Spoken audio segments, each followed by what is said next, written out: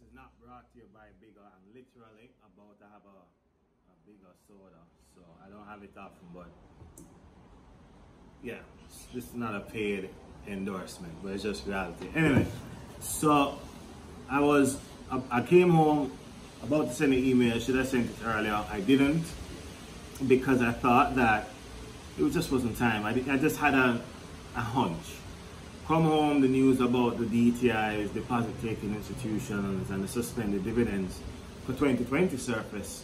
So I said, well, here's an opportunity to kind of give some brief thoughts on it. It's for 6 months, well, 6 to 9 months. I don't know if it's a financial year, April 1 to March 31st, or is it calendar year to December 31st. Either way, let's say at the longer end, it's 11 months. Naturally, there's a give and a take in business. You have payment holidays and the capacity to provide for them.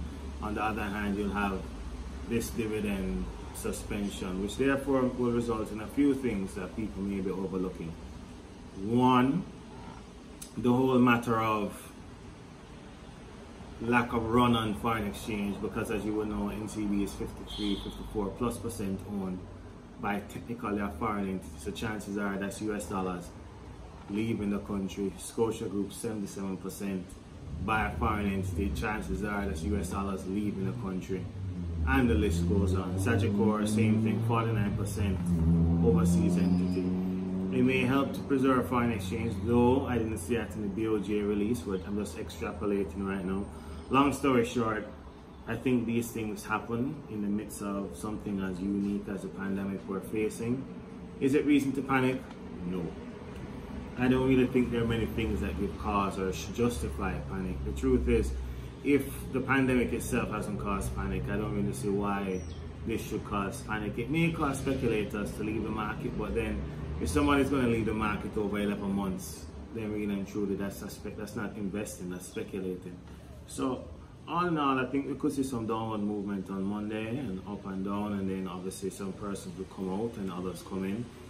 But that development doesn't overly concern me a lot. Of course, the DTIs will be 8 commercial banks, I think 2 building societies, and I don't remember the other. But like Mayberry, Signals, etc. wouldn't really be impacted by that, but there'll be other institutions that would be, like the NCB, National Commercial Bank, Jamaica, etc. At first I thought perhaps holding companies were exempt, but it would obviously seem that's not longer the case, because they also said, what's the word? Financial holding company delegates, right? So I'm assuming that would mean the NCB, FGs, etc. wouldn't be paying dividends through the Jamaica Stock Exchange. Time will tell ultimately about what happens, but that's the development. Those are my thoughts. To me, it's business as usual. Good companies are still good companies.